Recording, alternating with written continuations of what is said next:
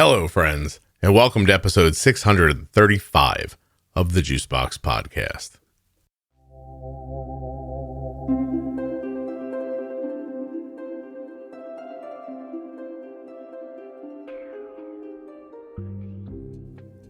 Sarah is with us today. She is the mother of a child with type 1 diabetes, and her child was diagnosed while on a family trip to Costa Rica. If you thought episode 478, DKA on a plane, was crazy, wait until you hear this, because Sarah's story is crazy on steroids. While you're listening, please remember that nothing you hear on the Juicebox Podcast should be considered advice, medical or otherwise.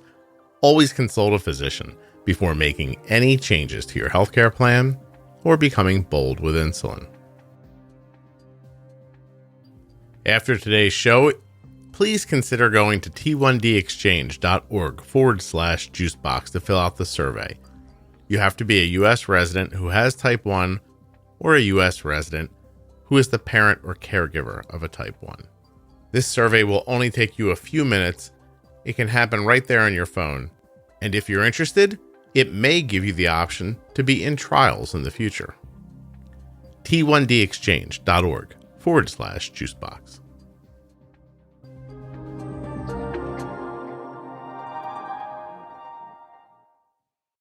This episode of the Juicebox Podcast is sponsored by Omnipod. If you are looking for a tubeless insulin pump, you are looking for the Omnipod DASH. I'll be telling you more about it later in the show, but right now you could go over to omnipod.com/juicebox to learn more about the Omnipod DASH, see if you're eligible for a free 30-day trial of the DASH, and if you'd like to learn more about the Omnipod 5, you can go to omnipod.com/juicebox5. All right, everybody, buckle up. Sarah's going to tell a story, and multiple times during this story, you're going to think to yourself, what did she just say? A speedboat? Okay. Hello, my name is Sarah, and we live in the Midwest. And my son, Ezra, who is 11 years old, is a type 1 diabetic. Already so many things don't make sense. You're in the Midwest, but your son's name is Ezra? Yeah, he was born on the West Coast. Yeah, just say that. Just say, look, don't try to confuse me. We're temporary residents of the Midwest, originating from a hippie town on the West Coast. Okay, now I get it. That's fine. You came out of the gate trying to confuse me. That's not necessary. How old was Ezra when he was diagnosed? Ezra was 9 years old. And is 11 now? And he's 11. Mm-hmm. My memory is rock solid this morning. That was amazing. I know for many people, they're like, Scott, you've only been recording for a minute, but it's a lot for me. So, okay. So he's 9 years old, had 2 years. Any in your family at all? How about you? Your thyroid work, anything like that? I'm all good, but my dad was a type 1 diabetic who passed away at 46. So I was 14 when he died.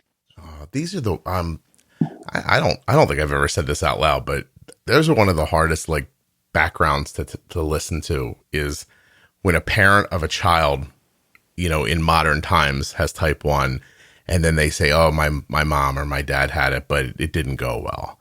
And right. And that's how it's, because that must scare the hell out of you, right? Yeah, it absolutely does. I think that it's like kind of always looming, I'd say. And you know, I mean, you like fundamentally and intellectually, you know that care now and care when your father had diabetes is completely different, but I would imagine it's just hard to shake that. Yeah. Am I right? Yeah. Yeah. I mean, he died. So he was diagnosed in his early 30s. So that was a little bit unique too. So he was only type 1 for maybe like 15 years. And I was a kid, so I don't really remember what his management was like. I remember him having low blood sugar, and we'd be out and about doing things. And all of a sudden we'd need to like run through the McDonald's drive through so he could get like those little packets of honey. Mm-hmm. Or everything would be fine. And then he'd have low blood sugar and he'd just be really, his mood would change. But aside from that, I don't really remember a lot of the day-to-day management of it. And he, I don't know. I wish I knew more. My parents were divorced, so my mom doesn't have a really good kind of history on it. And I was living with him alone when he died. But again, I was a kid, so it's just not really there. Wow. So Sarah, your parents divorced before he was diagnosed or after? They divorced after. So he was diagnosed around the time I was born, which was in 1977. And then they divorced in 1982. So a lot of the period of his diabetes, my parents weren't together. Are you an only child?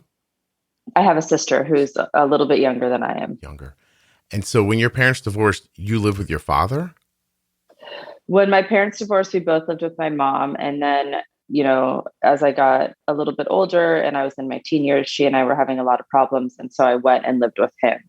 Gotcha. Yeah. You need a moderator when your teenage daughter becomes a teenager. Yeah. There's got to be another voice going, whoa, Buddy. Ladies, what are we doing? Yeah. Time out. This might not make sense to younger parents or people who don't have kids, but there's, I don't know how to think of it, if it's currency or what it is, but as a man in a standard relationship where there's a wife and some children, and some of those children are women or men, doesn't matter. Every time you see your wife have an issue with your kids and you think you need to interject, you realize you're about to spend some of your capital, and you don't get it back. You know what I mean? Yep. Like it's like you started with $100, and every time you open your mouth and you're like, hey, listen, I think she's making sense here. Like your wife looks at you and just pulls out a ledger and goes -5. And we're taking another 5 points off right there. Yeah. And then there's notes underneath where it says, didn't take my side in conversation about blah. And you're like, listen, I think, then you'll come in a situation where you're like, hey, listen, Arden is obviously wrong here. I will step in. And you would think that maybe there'd be like a bell that goes off and I would like regain some of the capital, but it doesn't work that way. I only go backwards. I've never gone up. So I take your point about you and your mom. I mean, I don't know. I'm assuming Kelly and Arden would have killed each other years ago if I wasn't here. And I bet you that they don't think that at all, by the way. No. Yeah, and you're never going to get credit for that. No. I think they just think I'm a moron. They're like, just, whatever. I'm the glue. But they'll think what they think. I'm sure they're the glue for me in ways too. I'm not saying that. Mm-hmm. Anyway, okay. So you and your mom almost claw each other's eyes out. You end up with your dad. More or less, yeah. How are you and your mom just very similar? No, we're very different. And I think that was the rub was we just like didn't see eye to eye on stuff. Right. Okay. So, but now you're with him. I know this is about your son. We'll get to it at some point. But you get with your father. How old are you now? I was 14. So I lived with him for like the last 6 months of his life. Oh, holy shit. Really? Oh, I didn't mean to curse. That's terrible. Let me make a note about where I curse so I can go back later. I've learned that if I make a note, it's easier for me in the editing side. It only took me 7 years to figure that out. That's how badly I can't read my own writing. I was like, it seems like a problem, but I'll try it. I'm sorry. I know that's probably a long time ago, but that's terrible. Yeah. It was, it was terrible because he was definitely getting worse while I was living with him. I think just looking back now, knowing what I know about diabetes, I think his blood sugar was just like really hard to manage for him. And he didn't tell me anything about it. And my mom hadn't told me anything about it. So, I was just living with this person who had, I think I think his blood sugar was just either high or low. There was definitely one time I remember when he got really low and I had to call 911 because he was near unconsciousness. But again, like they came and they got his sugars back up, and then that was it. Like, we never talked about it, or he never said, like, if I have low blood sugar, I need you to do this, this, and this. There was no glucagon. It was just, he didn't know what everything. He was doing. Yeah, no idea. Yeah. Would that have been the early 90s about that time? Yes, that would have been like 91, 92. Okay. Would be nice if you would acknowledge how amazing it was that I just did that, but you don't have to. Yeah, very, very good math there. Thank you. It's not the math that you should be impressed with. It's that I remembered how old you were and what year it was. And see, y'all don't know me well enough. I'm just telling you, it was a major accomplishment just now when I yanked out of my head that was the early 90s. That's all. But wow. So your dad had diabetes at a time that is just, before everything. He was probably using regular and MPH when he started. I'm guessing or did you know if he even switched to a faster acting, or would you even have no way of knowing that? No way of knowing that. No, I remember him taking his blood sugar, like doing finger pokes. And then I definitely remember him injecting himself, into his thigh or into his stomach. But I have no idea what kind of insulin he was using or how often he was injecting or anything like that. Okay. All right. Well, then we fast forward till 2 years ago. How long has it been since your father's passed? Let's see. He passed on July 6th, and this would have been 30 years ago. Wow. Okay. Yeah. I'm going to get off this right now, but you were alone with him when he died? I was not at his house. I was actually on a road trip with my mom, and he thought he had the flu, and he'd called into work and let his business partner know that he wasn't feeling well. And then he didn't show up for work the next day, and his business partner thought something was wrong and found him. Oh, I'm sorry. And that road trip was called Rumble in the Jungle Part 3 or something? Did you guys name it? Was there a boxing poster that went along with it? Disagreeing in a car, Part 4. Right. Okay. I have one last question. Did your father's passing bring you and your mom closer? Let's see. It forced us to live together again, which I think ultimately made us kind of have to get along a little bit better. But my dad's passing was really sudden. He was in really good shape. He'd just done like a 300-mile bike race. It was just really, it wasn't, it was a huge surprise. I remember him dropping me off at our house and waving goodbye, and he looked fine. He looked really healthy. So it was definitely, it was hard. It was, that was a really hard time. Right. But I mean, he was probably in DKA half the time. He was probably ripped, right? Right. Yeah. So, yeah. I know it's a weird way to think about it, but if his blood sugars were high a lot, he probably didn't have any body fat. He probably looked lean and healthy. And people that didn't understand it at the time wouldn't see it like that. Okay. Well, so I appreciate you giving me that context, because for me, I mean, understanding a little bit about what we're going to talk about here, I would think a lot of that colors how you feel when Ezra is diagnosed. So I guess let's jump to that then. Were there any signs? Did you ever think to yourself, wow, somebody might get diabetes one day and my dad had it? Was there anything like that in your head prior? Yeah. I mean, I remember him saying that it skips generations. So, like in the back of my head, it was always kind of like, this could happen. But the interesting thing is that, and something I've reflected on quite a bit since Ezra's been diagnosed, is, you go to those well child checkups and they ask for your family history almost like every time you go to those. And not one time did any of his pediatricians say to me, hey, you have diabetes in your family, and like, these would be the signs that you would need to be aware of if your kid developed diabetes, because I didn't know what they were.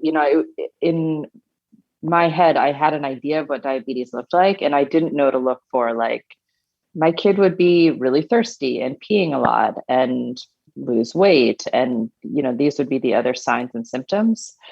So it was like, I knew it, but I didn't know what to look for, I guess. Yeah.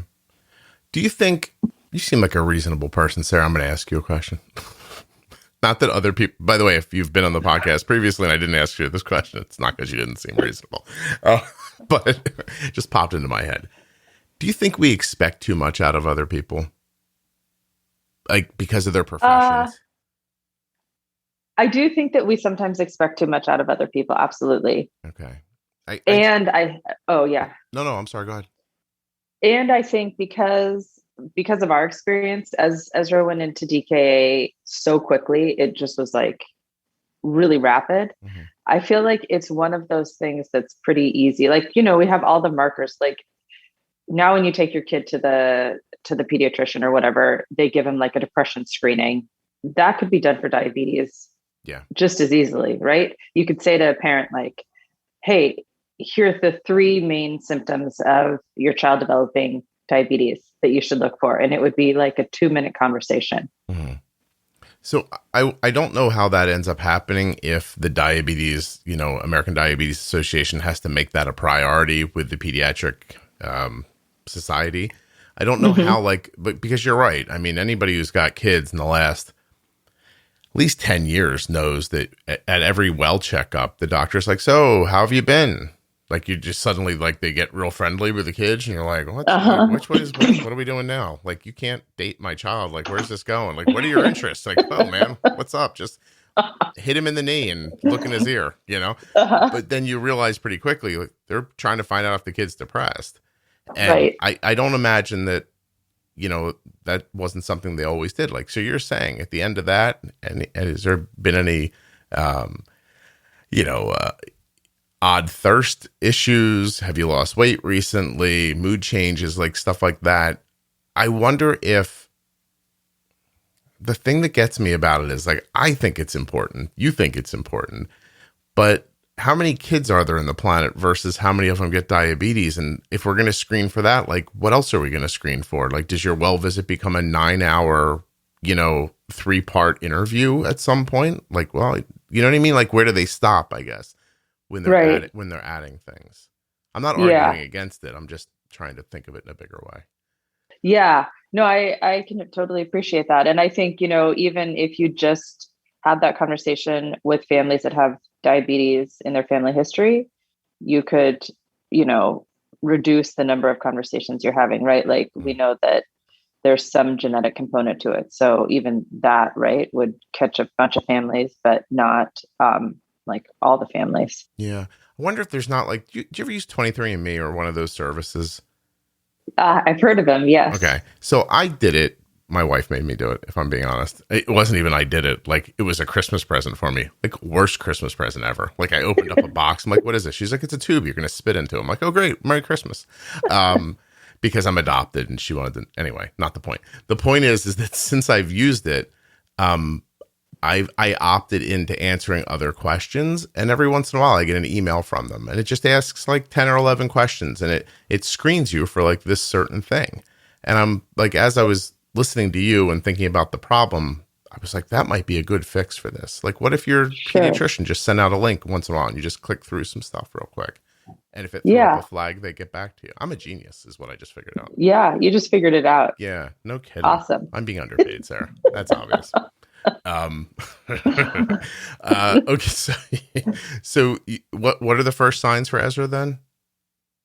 Let's see. So he was drinking more water, although we had, when he started to get sick, we were in Costa Rica and the intention was that we were going to be there for many months and travel around. So he was drinking more water and was definitely peeing a little bit more. And it made perfect sense to me because we were essentially in a jungle and it was really, really hot. And, everybody drinks more water when they're hot. Trust me, if you were in Antarctica, you'd think, oh, he's wearing these incredibly tight, heavy clothes. He's sweating a lot. Like you would have found another way to like just justify it. Yeah. It's what everybody's brain does. But because can you imagine if our brains immediately jump to, oh my gosh, I saw a thing that's slightly different than yesterday. I probably have an incurable disease. Like we'd be pretty crippled as a society if everybody's mind jumped to that right away. So you see the thirst. I have to ask first, you were in Costa Rica? We were in Costa Rica. Yeah. So we had, I'd always wanted to live abroad with my kids, and we just had this like window that opened up. And I thought, if we don't go and do this right now, we're never going to have one of these windows again. Mm-hmm. And so we left the States at the beginning of April with the intention that we would be there until through August, and we were going to move every 4 weeks. So we would live in like several of the microclimates down there. Mm-hmm. So we got there in the beginning of April, and Ezra was diagnosed April 23rd. So we'd been there a little over 3 weeks, and when we got to Costa Rica, he had no symptoms. Like, everything was perfectly fine. He didn't start drinking more water until, I don't know, maybe a week or 10 days before he was diagnosed. That's 2019, correct? Yes. Okay. What's it like being diagnosed in a different place than where you're used to living? Like, I'm assuming healthcare seems different. There's probably language barriers unless you. Yeah. Yes. Yeah. So I don't speak Spanish. So that definitely makes communicating with medical professionals very challenging. Mm-hmm. It was, initially he was so sick that I was just, the information was more just about, is he going to survive? And the diabetes was a shock, but it was not the biggest shock in all of what was going on at that time. So it definitely like took a while for the, okay, he's going to live with a chronic illness to kind of sink in. Initially, when we got to the clinic in the closest little town that we were living by, he had cerebral edema. His pH was 6.8. He was unconscious. He was in kidney failure. He was really, really, really sick. Wow. How quickly did that come on? It came on, let's see, on Sunday. I thought he was like developing maybe a little bit of a stomach flu, and then he was unconscious by middle of the night Monday. Oh my gosh. And looking back prior to that, was he losing weight or anything? He was. Yeah. I have pictures that I look back on now and can see it. Like, he doesn't, he looks like he's lost weight. He looks sick. Yeah. Looking now that I can, now that I know what was happening, essentially, I think that because we were in this really new environment and he'd gotten a bunch of mosquito bites. And so I think his body was it just developed really quickly. It was, by the time we got to the children's hospital there, he was in septic shock, and he was just real sick. If it makes you feel any better, a number of weeks before we realized Arden had type 1, I saw her running around in a hotel room we were in a diaper. And all I said to Kelly was, "Are we raising her to be like a heroin chic model?" Like, that was. So there you go. That does make me feel a little bit better. Yeah, because I think like, how on earth did I not notice that he had lost so much weight? But again, like, I had no context for it, so it was like, well, I guess because we're traveling and drinking all this water. How many children do you have? 2 children. Is he the oldest or the youngest? He's the youngest. His sister was with us, and she's 10 years older than him. So there's a big age gap between the two of them. Okay. Are they, like, I don't know the word when you do it backwards. What the hell's the word I want? Like, I'm trying to find out if one of them's like a step brother or sister. But oh, yes. Yeah. Okay. Yeah. Yes. Should I have said natural brothers? Or I'm lost. Like a half sibling? Paternal? Well, but if I wanted to just, all right, hold on, Sarah. Let's go through some basic language for a second. If I wanted to just ask you, are they related by blood through both of you, your husband and what would I have said? Why can't I think of that? Paternal? No. I don't know. You don't know either. You look smarter than me in your picture, so it makes me feel better that you don't know. Okay. And by the way, cue the emails that people are like, the word you meant. I'm like, all right, thank you. I appreciate it when you guys tell me how wrong I am. Thank you. Okay. So are they both yours, or is the older sibling your husband's? They're both mine. They're both yours. Gotcha. Mm-hmm. Look at you hooking a guy with a kid.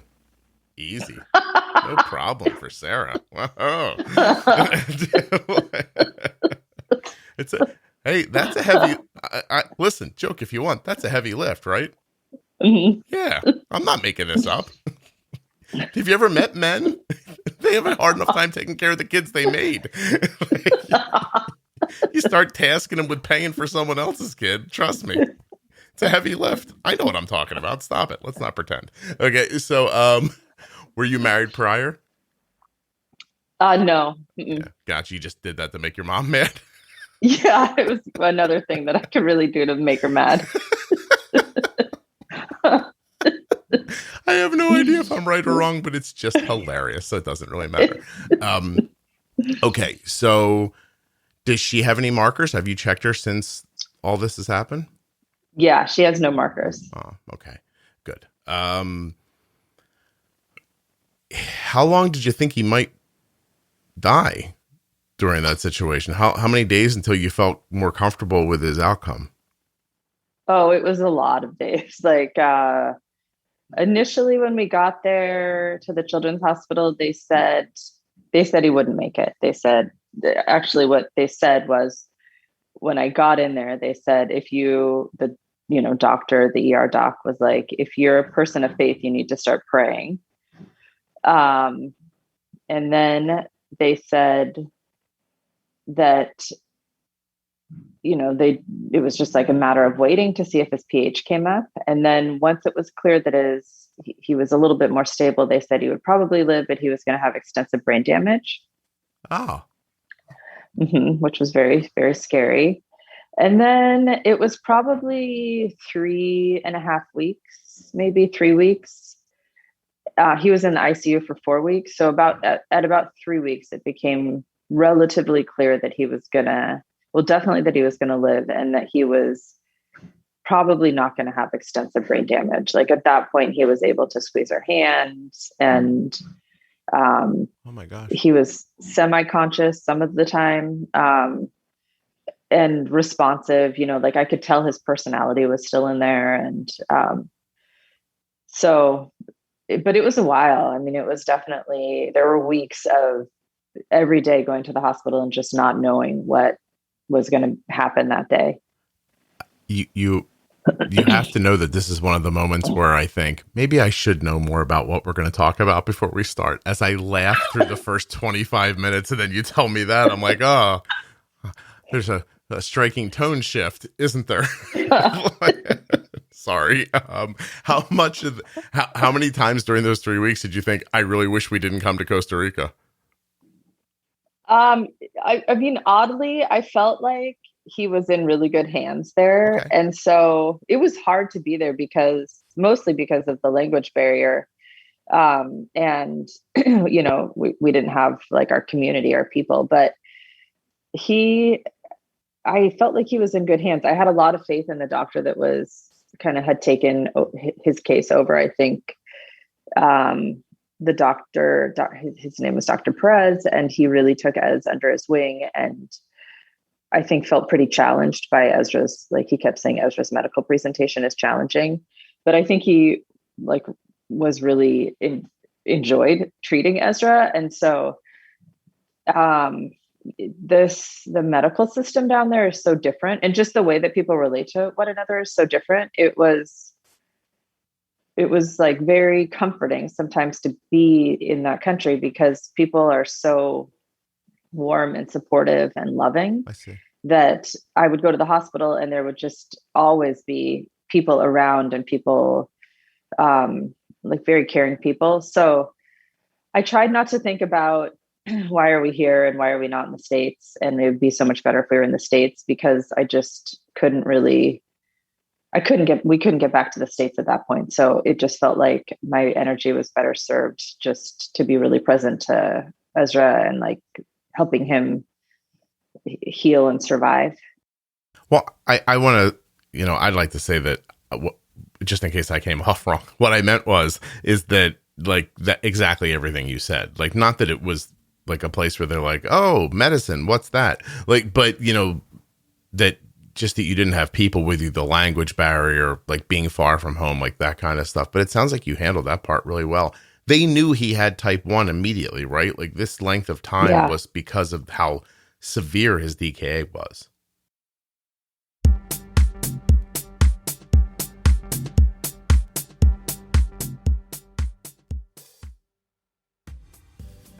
Here you are, listening to the Juicebox Podcast, settled in, having a good time, listening to Sarah's story about Ezra, and you're thinking to yourself, I am going to get an insulin pump.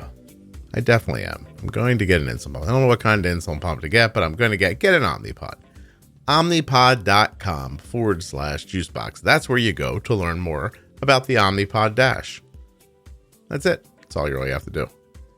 The rest of what I say after this is just it's filler. It's because the company is paid for this time and they deserve my full, unadulterated attention. I'm going to give you details about the Omnipod DASH. Tubeless. We mentioned it. I'll say it one more time because it's a big deal. Completely self-contained, this little Omnipod is. You just slap it on, right? You gotta be a little more careful than that, but you put it on the body and it self-inserts actually. It's completely self-contained, meaning the insulin's inside of it already. So no tubing that goes back to a cartridge, no having to clip the cartridge onto your belt or stuff it in your bra. I'm not editing that out. Or wherever else you got to stick. Getting my full effort tonight, aren't you, kids? Or wherever else you would have to stick those cartridges for those other tubed insulin pumps. You don't have to do that with the Omnipod because it's tubeless. The Omnipod comes off every 72 hours and you just put a new one on. It's like, gone, new one. Super simple to do. We just did one 2 nights ago. If it took a minute and a half, I'd be surprised. We're very good at it at this point. I could change an Omnipod like a race car tire. Like, it's like kind of done. But I'm a skilled professional. You understand? In time, you'll get it. Again, we're getting away from the point. The Omnipod is delicious because you can swim with it. You can bathe with it. You can play the sports with it. If you're an adult, you could make the whoopee with it. There's no need to disconnect from your insulin. And that's important, right? We talk about this all the time on the podcast. Really well defined, nicely balanced basal insulin. You don't want to just disconnect for 45 minutes to take a bath or an hour and a half to go swimming. You want to get your insulin. With the Omnipod, you can. What else haven't I told you? A small handheld controller. Does not need to be near the pod constantly. You just when you're like giving yourself insulin, you're like, hey, I'm going to have 33 carbs. And you push a button. It's like, Scott, based on the stuff you put in, it doesn't really say any of this. But based on your settings, it'll say, 33 carbs is this much insulin. You just agree to it and you're on your way.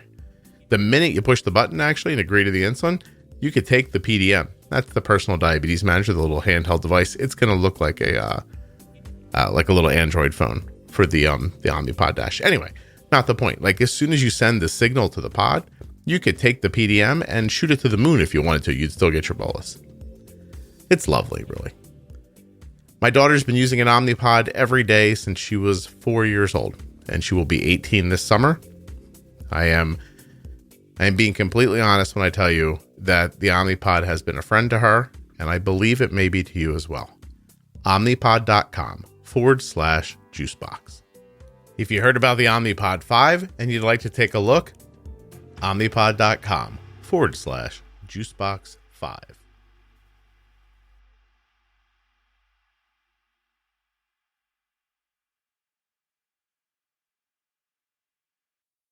Immediately when we got to the little clinic by the town we were living in, within probably 5 minutes, they said to me, do you know he's a diabetic? And I was like, no, he's not a diabetic. And they're like, yes, he is a diabetic. And that is when it all kind of sunk in that okay, this is what's going on, right? He's having he's diabetic and this is something related to diabetes. And then, I didn't understand at all, what was happening, right? I thought, okay, if you're diabetic, you take insulin and then the insulin, fixes your blood sugar and then you're fine. But so he initially was at the little clinic by our house, and then they had to transfer him to the hospital closest. And then from there, they transferred him to the children's hospital in the capital. And it took us about like a full day to get from the little clinic to the children's hospital.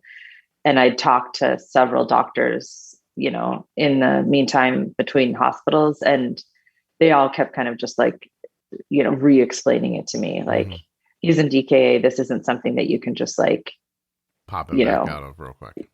Yeah. This is going to take a long time. It's very slow. It's, he's very, very sick. How much of the needing to travel do you think impacted the situation early on? In terms of like having to get to the hospital, like you said it took a full day to get there. Yeah. I mean, I don't know. That's a really good question. I haven't thought a lot about that. I don't know. I mean, obviously the sooner we could have gotten him, could have gotten him medical attention, the better, but, I don't know. It's okay. I'm just wondering, what made the trip take so long? Oh my goodness. So, well, when he was unconscious, there's no like 911. So, or maybe there is, I don't know. I didn't know how to access it if there is. So we had to find somebody in the town we were living in to give us a ride up to the clinic, which was amazing. It ended up that there was like a guy working on a house right behind our house, and he spoke fluent English, and he had a motorcycle, and he went and got a woman who had a minivan, and she was like there within 3 minutes, and he carried Ezra out into the van, and we got up to the clinic, and she scooped Ezra out of my arms and ran him into the clinic, and explained to them what was going on. And then we had to take a little ambulance from that clinic to the coast, essentially. Mm-hmm. And then we had to get in a speedboat and go across a bay, and the water was really choppy that day. And so Ez is on like a stretcher. We're in an actual speedboat, and I'm holding on to the boat, and I'm watching Ez just like fly up every time we hit a bump and like come back down into the stretcher. And then we got off the boat and got into the hospital there. And then they kind of reassessed and determined he needed to go to the children's hospital. And that was another couple hours to get there. So it was just a lot of traveling. I have to tell you, I thought at some point there'd be a donkey in the story. I didn't realize you'd get the speedboat. That's amazing. I know. Yeah. You might win weirdest diagnosis story. Right. I've said before, I don't have a trophy, but if I had one, I think I could send it to you. So that's insane. That is absolutely insane. Your daughter's with you the entire time too? No. So she came with us to the clinic, and they only allow one person in the ambulance. Right. So she went back to our house. And then when we got to the hospital between the clinic and the children's hospital, they said to me, "We have to take him to the children's hospital, but you can't come with us. We can't fit you in the ambulance." Because I think they wanted to bring like an extra doctor. Mm-hmm. And so they said to me, "You can walk down the street, and there's a bus station down the street. And at that bus station, you can get a bus, and you can take the bus to the Capitol." And I was like, "You got to be kidding me. I'm not leaving my kid here. Like, I don't even know where the children's hospital is." And they were like, "Well, you don't have a choice. So this is what you have to do." So I walked down the street, got on the bus, took the bus to the Capitol. I didn't know where to get off in the Capitol because I didn't know where the children's hospital was. So it was like by some miracle, I actually ended up getting off at a stop like within a mile of the children's hospital, and got a cab and took it to the emergency room. And then when I walked into the emergency room, everyone kind of stopped and turned and looked at me. And, I think Ez was the only gringo in that hospital. So they all knew who I was. And at that point, I don't think they thought he was going to survive. So everything just like stopped. It was at that point, it kind of really sunk in how sick he was, because I could tell they were waiting for me. And, I just assumed the news wasn't good. Right. Wow. That's crazy. I'm so sorry. That's a hell of a story. The number of weeks later when he was feeling, how long did it take you? I'm assuming you didn't pick up and start your trip over. You got home after that? Yeah. So he was in the hospital there for 9 weeks. And then he was stable enough to fly home. So we hopped on a plane and transferred him from the hospital there to the hospital here. And he was in the hospital here for about a week and a half and then discharged. And yeah, and that was the end of our trip. I'm sorry. I just looked at your notes that you put in when you sent in your, I don't even know what to call it. I don't even know how to explain to people how I get people on the show. But anyway, this entire time I felt I didn't realize, are you not married at all right now? I'm not married. No. So I was down there with my kids. Just you and your kids. Yes. Holy hell. Just by yourself. Are you okay? Like, seriously. Yeah. I mean,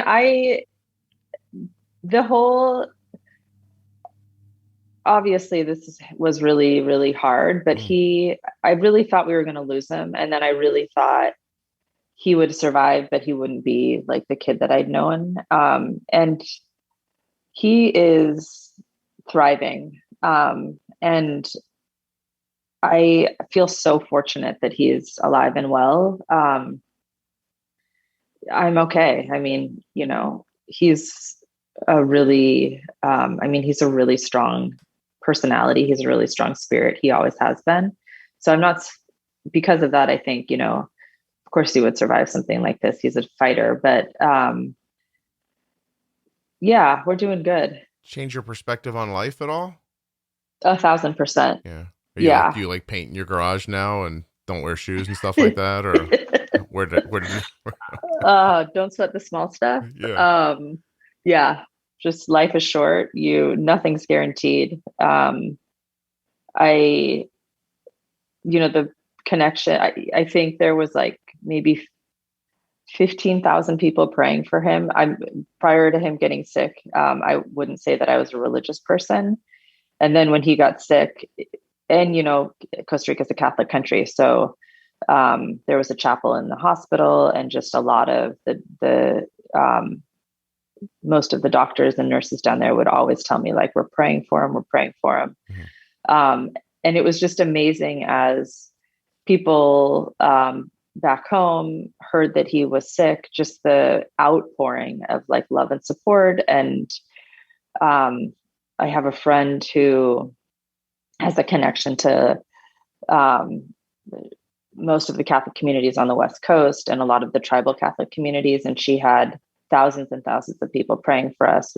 And this just like, I would just hear about this and people would send me messages how they had heard about Ezra and they were praying for him. We were working with a woman in Australia who, I don't know exactly how to describe, but kind of like a psychic, I guess. And that was really helpful. It was just a solace. She would talk about how she thought Ezra was doing. And I know that all sounds kind of like hokey, but it really, I think, showed me the power of energy and connection and love in the universe and how transforming that can be. And not a way you thought prior to this. No, I definitely thought, I am a long time, I've been doing yoga and mindfulness for a very long time, and I'm a therapist. And so I definitely had kind of a belief in the power of these things and the power of human connection, particularly. But I think this just really brought it to a whole new level for me that, we really have the capacity to impact one another through just the kind of positive energy that we send one another. Yeah. I guess too, just being in a different culture, like opens you up to their ideas, and then it works out and you think, okay, well, cool. That worked. Yeah. Totally. Yeah. I'll absolutely. take it. Thank you. Yeah. Yeah. That's cool. Yeah. I mean, everyone's like very positive down there. So I would go to the hospital and they'd say, oh, like his kidneys aren't working. And then they'd say, but don't worry. We're going to get this. We'll get this fixed. Don't worry. It's okay. So it's like, okay, well, I guess I'll try not to worry about that, and we'll see what happens. Okay. Thanks. What's his recollection of this 9 weeks? Does he have He doesn't any? remember a lot of it. He remember so after 4 weeks in the ICU, he spent 5 weeks in the like the endocrinology unit down there, Mm-hmm.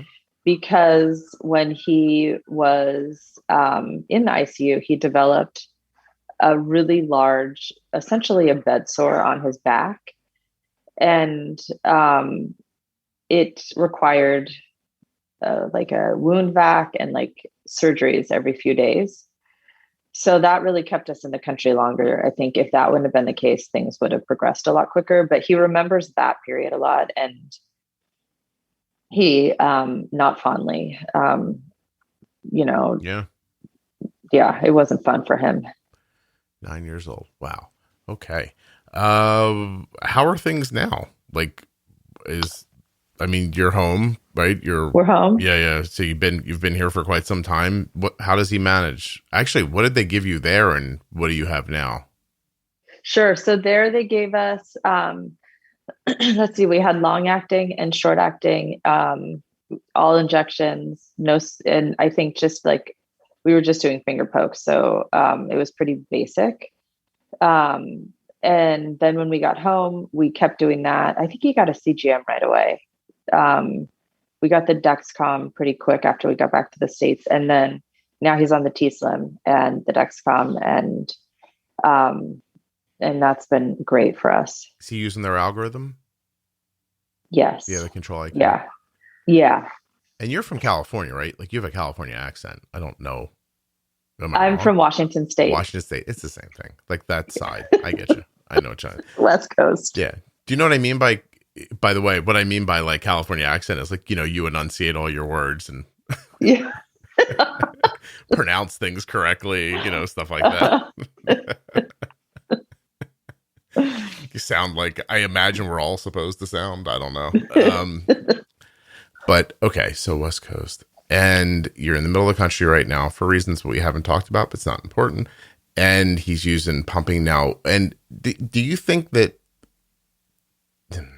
has his story up until now impacted him, or is he just a regular 11-year-old kid with diabetes who's probably like not that interested in it? And, like, do you know what I mean? Like, is there Yeah. I'm trying to, I think what I'm asking is, did the experience bring a depth of understanding to him or just to you?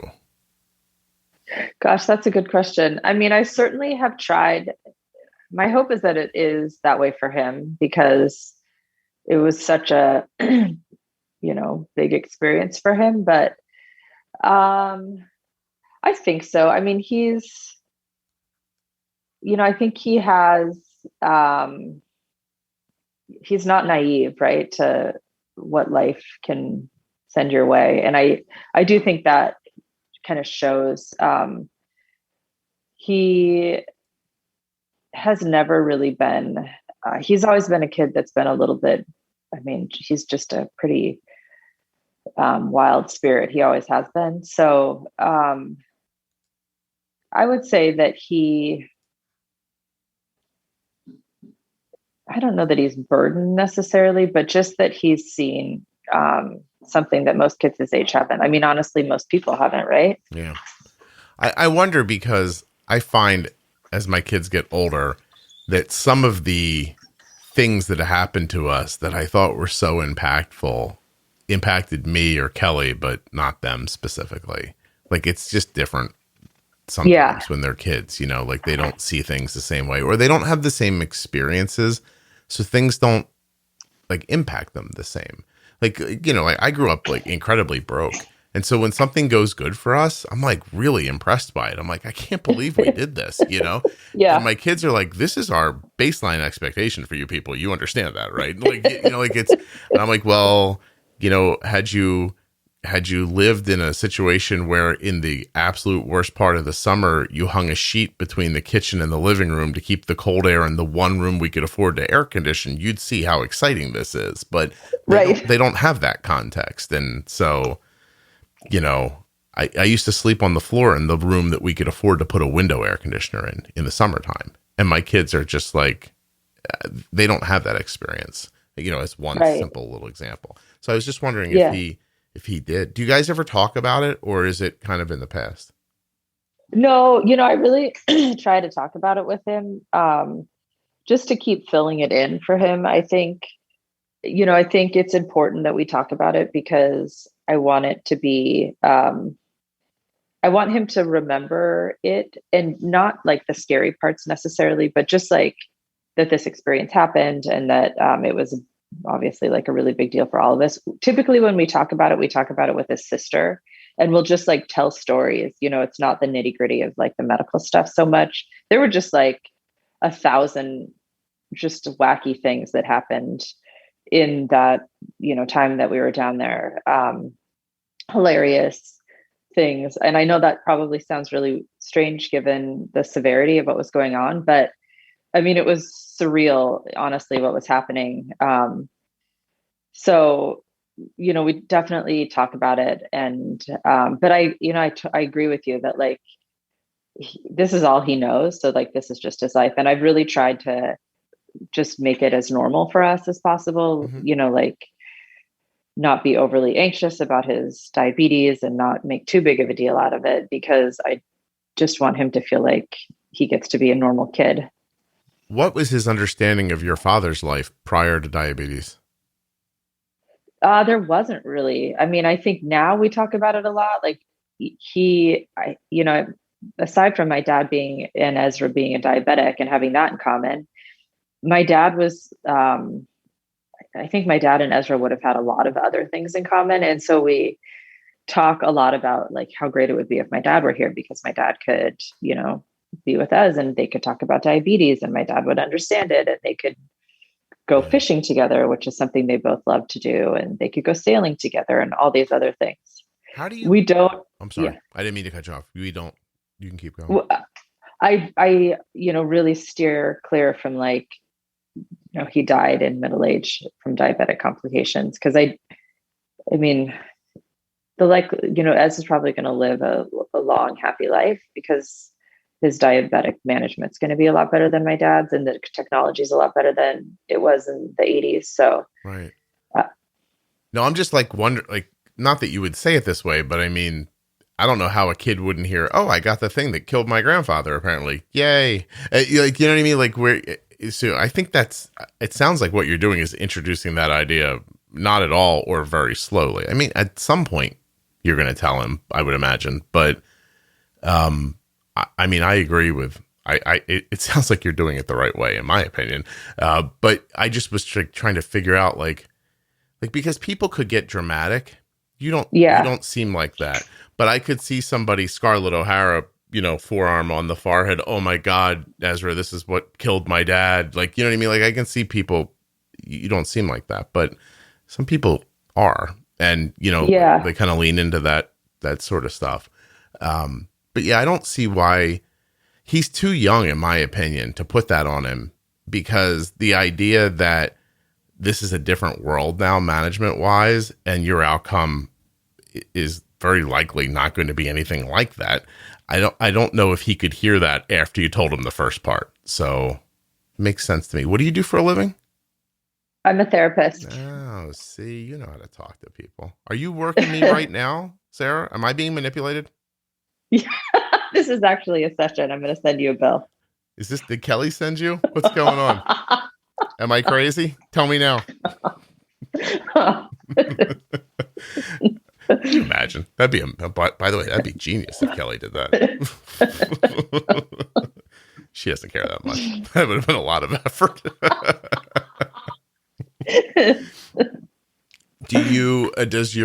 I ask everybody who's a therapist this, but does your profession help you in your personal life or not really? Definitely it helps me. Yeah. I think, just in this situation with him, like acknowledging my own like anxiety and worry and fear, and trying to be really mindful, at least, of not projecting that onto him and not doing, like you said, like the Scarlett O'Hara, we're doomed. Yeah. I think that's been really helpful. Are you smiling right now like I am, imagining younger people going, Scarlet who? What the hell are they talking about? You know what the irony is there is I've never seen that movie. I just know the cultural reference. There's the internet for you. You don't actually have to know things to use them correctly. I don't know what to call this episode because I want to work Ezra's name into it so badly, but all I have is the name of that band, and that doesn't make any sense. So, yeah, I look forward to hearing what you decide to call it. Yeah, well, it's gonna have something to do with a speedboat, I'm pretty sure, because for anyone who's like, listen, I'm gonna say something right now. I'm not embarrassed by. I love Survivor, the TV show. I have seen a great many of the episodes. And there was this one if nobody's watched this show, at the end of the time on the island that they're on, they have some sort of I don't know, it's not important, but they leave with this kind of like bucket full of votes, right? But then the votes are counted back on the mainland later in a live show. And so they used to try to do these weird transitions where it would look like Jeff Probst would be walking out of the island and right onto the stage, in California, where they would tell you who won. One year he jumped on a jet ski and rode away. And I laughed it was so ridiculous that I laughed the entire time it was happening. And yet that's what I thought of when you were telling me that your son was on a speedboat. I was like, because all I could think was, well, that's unexpected. And so, it was when the ambulance was driving to the coast, and it was like clear we were gonna, go down to the dock. I was like totally racking my brain. I'm like, what is happening right now? Yeah. Are we getting on the ferry? And then all of a sudden I realized like, oh no, we're gonna get on that little speedboat. And sure enough, we got on the speedboat. Your son's like, I can't believe I'm laughing, but he's on death's door, obviously, right? Which is probably the only thing stopping you from going, what the fuck is happening? Yeah, absolutely. Yeah. Oh my God. You don't fit in the I swear to God, I thought you were going to say you rode on the roof of the ambulance at one point. I was like, if they would have offered me that option, I probably would have taken it and happily done that rather than be sent down the street to find a bus to a city where I had no idea where the hospital was. In a place you don't speak the language. Exactly. I would have joked about it at the time, but you went right into how everybody was staring at you when you walked into the hospital. I was like, well, now's not the time in this story to say this. But that really is frightening. You are incredibly, like, either you're high or you're really healthy. I can't tell which it is. But it's super early where you, well, it's not super early where you are. You could be a little loaded right now, I guess. But I just don't, like, how did you, I guess I really do want to know, like, what did you do for yourself? Like, once you were home and settled and he was okay, like, did you address this for yourself? Or did you just, yeah?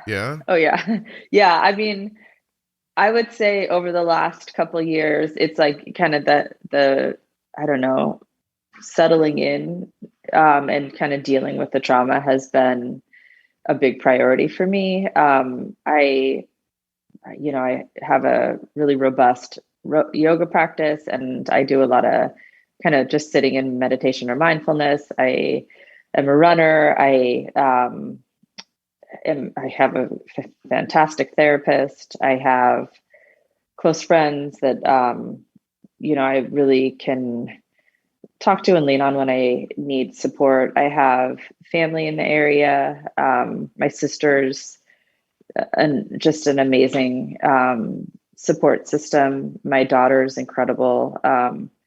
So, I think it's been, I do think one of the challenges has been COVID, because that was like, we'd gotten back to the States in July and it kind of felt like life was just settling in back to a little bit of like a new normal for us. And then COVID hit, and that's been, I wouldn't say it's been particularly challenging. Like with Ez, we kind of got things sorted out. So he was able to like continue to go to school, and I tried to keep things as normal and for him as possible, particularly since he was just, newly diagnosed and had been through so much. Mm-hmm. But just working as a therapist over the last year and a half has been pretty intense because it's been such a struggle for so many people living through the pandemic. Yeah, I don't usually date the episodes, but today's September 2nd, 2021. My son went back to college 5 days ago, and this is Arden's first day of high school, where she's in the building. So this is Arden's first day as a senior, but she's only been to high school for a year and a couple of months. But That's crazy. This should be the beginning of her fourth year. My son is in the same situation. My son is a senior in college who's only been at school for 3 semesters, I think. Wow. So, and I'll tell you, this morning she left and Kelly was still asleep and I sat in the living room. I am not I have to examine myself a little better. Like, I don't enjoy my home. I'm not a person who just sits and it's like, oh, I have a living room. Like, I sit in the living room if I'm doing something in the living room. I don't know how to put what I'm saying exactly, other than I'm usually doing something. And so I just sat down and I was like, I'm going to sit here for a few minutes. And the dogs were looking at me like, are you going to feed me? And I was like, not just yet. I need a second. All I could think was I can't believe they're finally back at school. And it's been so freaking long, what is it? March to March, then April, May, June, July. It's a year and a half, Yeah. So, and then I didn't have anything crazy happening in the middle of it like you did, so, geez, my goodness. I have other questions. Do you have a couple more minutes? Yeah, I do. Excellent. How are things going management wise? Do you listen to this podcast? How are you here? Yeah. So I found your podcast, Ezra. When we were in Costa Rica, he went to the surgery. It felt like a lot. He went every few days for probably 4 weeks. Mm-hmm. So, and I would just have to sit there and wait for him. And the worst part of waiting down there was feeling like I couldn't do anything. I just had to wait. So I started listening to your podcast, and I started at the very beginning. And, I don't know how many years ago that was that you started, but it was awesome. It was like a connection to the diabetes community. And it also felt like, okay, at some point, our lives are going to be normal enough again, where I'm going to be thinking about packing low snacks and, managing his blood sugar numbers and what kind of pump we're going to use and all those kinds of things. Right. So that's when I found it. And then, right now over the last, I would say, since we kind of got back and got on the pump, I keep wanting more information from the doctors that we work with, about how to do better, how to get his A1C lower, or, just all the nuances kind of managing diabetes. And I just often get told when we go to the endocrinologist, you're doing a good job. He's in range enough. His A1C looks pretty good. What I've really appreciated about your podcast is I feel like you dig in and really provide more kind of information about what it means to live with diabetes and how, even pre-bolusing, all the kind of details that go into doing that correctly. So it's been really informative. It's been awesome. Thank you. I really appreciate what you do. Well, no, that's my pleasure. I couldn't, you're so focused on the story, which was terrific, by the way. I just was I don't even know how you ended up here. I just looked, and South America in general is not, you could imagine, because I'm assuming the language barrier is, would stop my podcast from being too big in South America. It's, and I'm looking through Honduras, Guatemala, there's nobody there's no one really listening in there. There's downloads, but they're not of any great consequence. And then all of a sudden you just kind of keep banging down. Then you get to Costa Rica and I'm like, oh, well, there's all Sarah's downloads.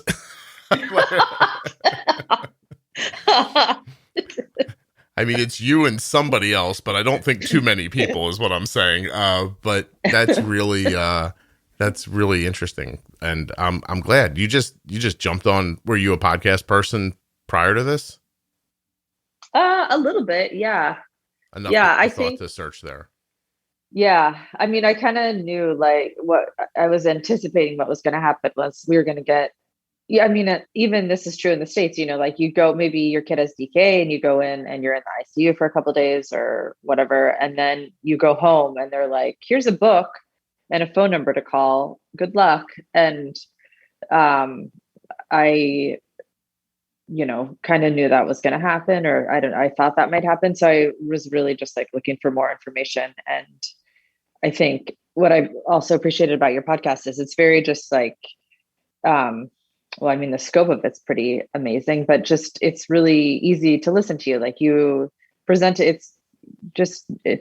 I don't know. I'm amazing. I hear what you're trying to say. It's hard to get out. Yeah. It's weird to say right to me, but yeah, I'm terrific. I mean, there's no way around it. So I'm sorry. You were struggling. I felt bad. Thank you for filling that in. Yeah. Yeah, you're fine. I'm listen, the information's one thing, but it's delivered by a goddamn delightful person. Genius. Yeah. Just a genius. I mean, you heard me come up with what I fixed that healthcare problem in the first 5 minutes of the show. Amazing. No one's going to listen to me, but doesn't matter. No, I appreciate that. I do. I mean, I hope you understand that from my perspective, it's crazy to think that was your story. And at some point I intersected with it.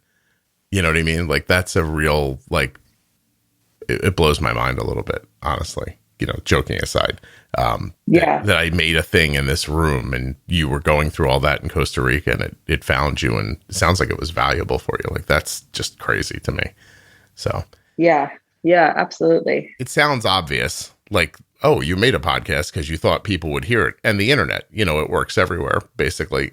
But it's not that obvious. Like you don't start something like this and think one day this person is going to decide to take a trip with their children and all this is going to happen. And at one point you'll be sitting in a hospital, like listening to me ramble on about diabetes. Yeah, it's just it's cool. Like, I don't know another way to put it. It doesn't need a big word. It's just pretty cool. It's pretty cool. Yeah. Excellent. Have we not talked about anything that you hope to speak about? I think we hit on most of it. Yeah. I think he's doing really well now. We had a lot of surgeries once he got back to the States. For the most part, what's that? For the bed sores? Bed sores. And when he was in Costa Rica, he had a colostomy put in. So that was no fun, and very happy that got taken down. But I think we have most of the surgeries behind us and he's doing really well right now.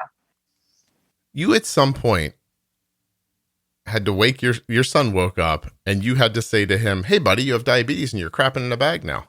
And like, don't worry though, we're still in Costa Rica. It's cool. Vacation. Don't worry, you're fine. Yeah. Yeah. Oh my God. Oh yeah. Remember when mommy said, yeah, right. We're going to jump from microclimate to microclimate. It's going to be amazing. Here we are. It's going to be an experience of a lifetime. You'll go home and tell all your friends about all the blah, blah, blah, blah. Instead, this bag here smells really bad. And it's so bad. Don't worry. We'll take it off when we get home.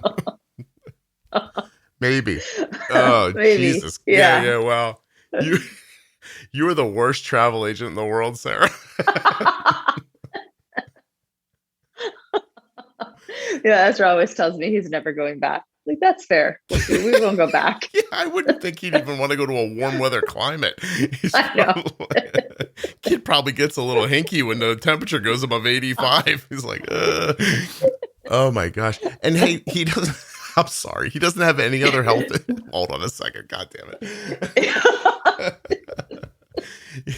Prior to diabetes, he didn't have any other health issues? No. Super healthy kid. And he doesn't now? No other health issues. Okay. Just the diabetes. Yeah. Gotcha. I didn't know if it was like you took Tiny Tim to Costa Rica. I wasn't sure what was going on exactly. But, and does your daughter have a hippie name like your son or no? You don't have to tell me. Zoe. So yes, then just say yes.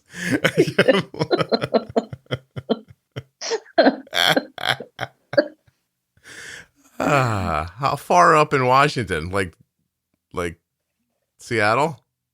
Let's see. I was raised in Seattle, but we were living in North Central Washington in a pretty rural area Mhm. of Washington State. So that's part of the reason that we came back. When we came back to the States, we came to the Midwest. Was my family's here, and we needed to be really close to the hospital and kind of a medical team for him. Yeah. So it's been great to be here because we've gotten great medical care for him. Cool.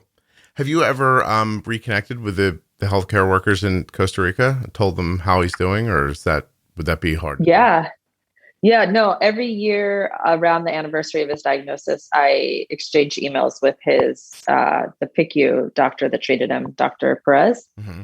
and just, send him a picture and tell him like a few highlights of the year, as did ski team last year, or, just letting him know kind of how great he's doing and how much I appreciate everything that they did for us down there. You guys are probably on their Chamber of Commerce website. They're like, look, if you come here and get really super sick, we'll save your life.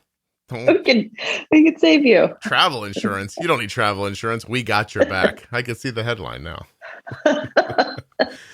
Oh my God. Sarah's the worst travel agent. Yes. Might be the name of I don't know. I love the speedboat thing though. It's hard to get away from. You know what I mean? God Yeah. damn, I would give anything to see that speedboat moment, because I'm assuming it's both hilarious and frightening at the same time from a third party perspective. Yes. Like if I was hovering over top of it, I think I'd be like, oh my God, this is horrifying.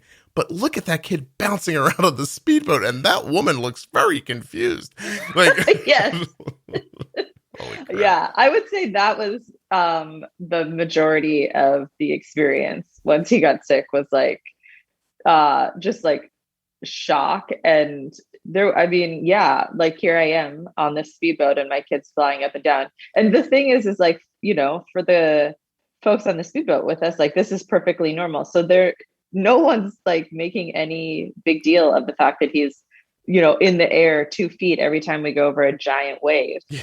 It's just, and I'm looking around like, don't we need to worry about this? And no, we don't, apparently. Not. So You fancy American lady who's not used to right. going on a speedboat to get to a hospital. That's all. My God. This was like a real life episode of The Amazing Race. Has anyone I just for a minute thought I was talking to everybody. Have you ever seen that reality show? I haven't, but I know of it. Yeah. I mean, it occurs to me now that that's exactly what was happening. They were like, okay, the day's starting, Sarah. You need to get to the hospital before your son dies. Good luck figuring it out. You don't speak any English. Here's a rudimentary map. And then at the end you get there and there's this guy with a weird accent who says, you are the first person to arrive. Then I guess you get to stay in the show another day. I don't know. You get to live. It's not a perfect game show, if I'm being honest. But the entire situation feels like that. Like, go faster, go faster, go faster. I don't know where I am. I don't know which way to go. I don't speak the language. Like, that's just a crazy, crazy story. I am so glad you came on. Thank you so much for reaching out. By the way, Yes, other people thank you. listening have crazy stories. These are the things I'm interested in. Like, what are you doing? Get on the show. Like, Sarah's done the right thing here today. You understand?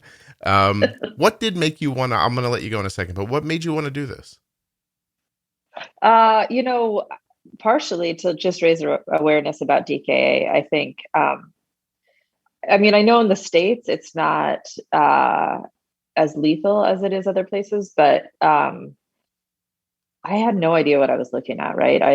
And maybe that's how I'm assuming that's how it is for most parents. But if there's just like one person listening today and they maybe have a diabetic kid and they talk to their neighbor or, I don't know, like somebody hears it and they say, hey, my kid's been, drinking a lot of water, going to the bathroom a lot. And this story helps them avoid what we had to go through. That is time well spent.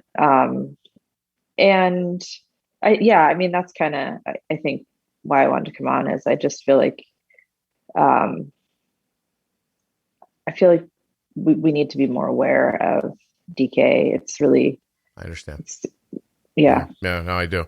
Well, listen, I do have an episode already called DKA on a plane. Like, do I just call this one DKA on a speedboat? Yes. I think you found it. It could turn into a series. Like, eventually, Yeah. like DKA on a public bus, DKA on a motorcycle. Yeah. Like, I mean, other people have to have good stories like this. Like, Totally. Has anyone ever been in DKA in a police chase in a car? That'd be amazing. Could be a whole series. Can you imagine, like, 20 years into this podcast, people are just like making stuff up now. They're like, like, oh, I once was on DKA in a space ride, because we're going to be able to fly to space soon. So, oh my God. Sarah, you're delightful. Did you know that about yourself? Thank you. I don't know why your mom didn't like you. I'll let her know. No, you tell her I said I think she's misguided. Although okay. I bet you she could tell me some stories about a 14-year-old you that would curl my hair. Right. Oh my gosh.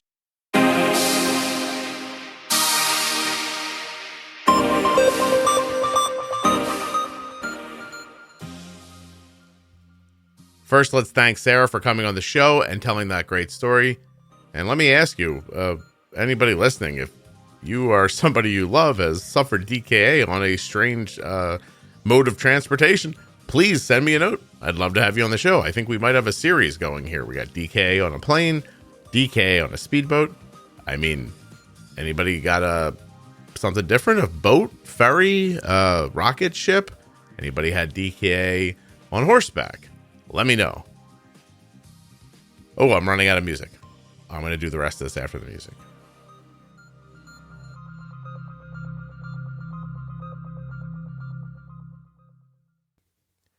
I'd also like to thank Omnipod for sponsoring this episode of the Juicebox Podcast. To learn more about Omnipod 5, go to Juicebox, but that's not right. To learn more about Omnipod 5, go to omnipod.com/Juicebox5. And to learn more about the Omnipod DASH, to find out if you may be eligible for a free 30-day trial of the Dash, and so much more, omnipod.com/Juicebox. There are links in the show notes of the podcast player that you're listening in right now. And there are links at juiceboxpodcast.com. But you can always typey with your fingers and put those links right in your browser. I want to thank you so much for listening. I'll be back very soon with another episode of the Juicebox Podcast. DKA on horseback. Anyone at all, find my email address. Hit me up.